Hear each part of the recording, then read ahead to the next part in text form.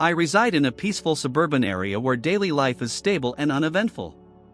My name is Sarah, and despite being young and capable, I often feel a sense of emptiness due to the repetitiveness of my routine. Even with people around me, I frequently grapple with loneliness. Next door lives Mr. Harrison, a man in his 60s who is often alone while his wife, Mrs. Harrison, is away for work. She is a busy, successful businesswoman, and it seems their relationship has suffered from years of emotional neglect. It all began in a typical way. He asked for my help with groceries one afternoon. What started as a small favor turned into regular visits, where I provided assistance and companionship during his wife's long absences. I was simply being friendly, but I couldn't ignore the quiet sadness in his eyes. As we talked, he began to confide in me about his wife's increasing emotional distance and how her frequent travels affected him. Although he didn't complain explicitly, the sense of isolation in his words was evident. Before long, I found myself feeling as lonely as he did, both of us craving emotional connection. Our conversations grew longer and more personal. I listened to his life stories, and he shared things he hadn't confided in anyone for years. There was an emotional intimacy in our talks, although it was not physical. I found comfort in my role as his confidant, recognizing that I was becoming emotional support for him. During our time together, I felt valued in a way I never had before, yet I realized I was becoming a crutch for him emotionally. The significant age difference between us didn't matter. We connected deeply, both of us seeking solace without fully understanding why.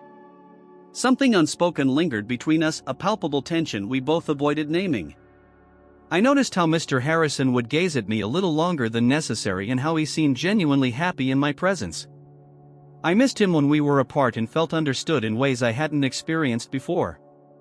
Acknowledging that our relationship was growing deeper was difficult. I tried to dismiss my feelings as mere products of our shared loneliness, especially since he was married and I had my own boundaries. But the more time we spent together, the more evident it became that our friendship was unusual. Mr. Harrison's emotional reliance on me grew, and I found myself increasingly drawn to him, even as I fought to suppress those feelings. As our bond deepened, my visits shifted from casual encounters to prolonged discussions. He opened up about the emotional toll of his wife's frequent absences, revealing how much these separations affected him. For years, he had convinced himself it was just a phase, but as her career demands intensified and their emotional distance grew, he accepted his loneliness as inevitable. Hearing his pain revealed a vulnerable side of him. I began to understand the depth of his emotional need and found myself wanting to fill that void. Though I never intended for our relationship to evolve beyond friendship, the chemistry between us became undeniable. His gaze, lingering longer than it should, sent butterflies through me.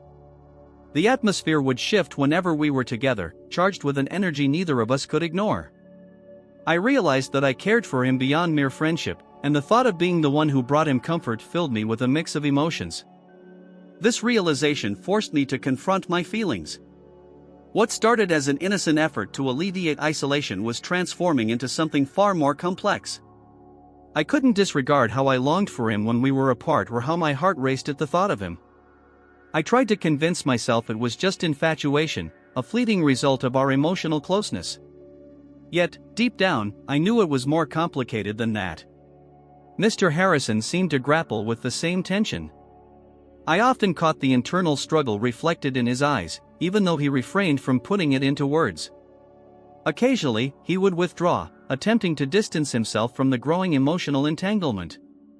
But each time, he would reach out again, unable to resist the connection we had formed. I fought against the attraction, reminding myself of the boundaries I couldn't cross. He was married, and I was determined not to betray that commitment. Still, the emotional intimacy we had already established was undeniable and impossible to erase. Also felt a strange sense of clarity. The emotional tension that had been building for weeks had finally broken, but it left in its wake a storm of conflicting emotions. I couldn't deny the warmth and connection I had felt in that moment, but I also couldn't ignore the betrayal it represented, not only to Mrs. Harrison but to my own principles. Mr. Harrison seemed equally shaken. He sat in silence, his gaze fixed on the floor, as if trying to process what had just happened. The vulnerability in his expression mirrored my own feelings of confusion and regret. We both knew we had crossed a line, one that couldn't be undone, and the weight of that realization hung heavy in the room. I wanted to speak, to apologize, to explain, yet no words came. The silence between us was deafening, filled with everything we couldn't bring ourselves to say. Eventually, I rose to leave, unable to face the enormity of what had transpired. He didn't stop me, though his eyes followed me to the door, filled with a mixture of longing and sorrow. As I walked home, a flood of thoughts and emotions consumed me. How had we allowed things to escalate to this point? What would happen now? The guilt knotted me, but so did the undeniable reality that we had both been seeking something, a connection, a respite from loneliness that had brought us to this moment. I knew I had to make a decision. Continuing down this path would only lead to more pain for everyone involved, but stepping back would require a level of strength I wasn't sure I possessed. That night, I lay awake, torn between the comfort I had found in him and the moral boundaries I had betrayed. In the days that followed, I avoided Mr. Harrison. I needed time to think, to sort through my emotions and determine the right course of action. But the weight of our shared secret lingered, a constant reminder of the fragile line we had crossed and the consequences it would inevitably bring. The weight of my actions grew heavier with each passing day. No matter how much I tried to immerse myself in my routine, I couldn't escape the memory of that night. The guilt was relentless, a constant reminder of how I had crossed a line that shouldn't have been crossed. Every interaction with Mr. Harrison felt like walking on a tightrope, the unspoken tension between us impossible to ignore.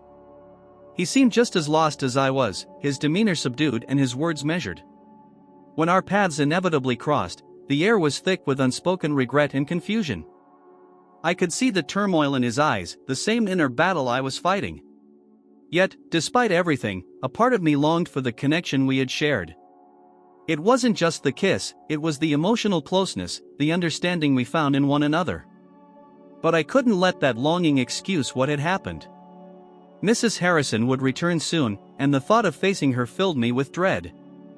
I knew I had played a role in something that could destroy their marriage, and the weight of that realization was suffocating. I debated whether I should confront Mr. Harrison, to ask him what this all meant and what we should do.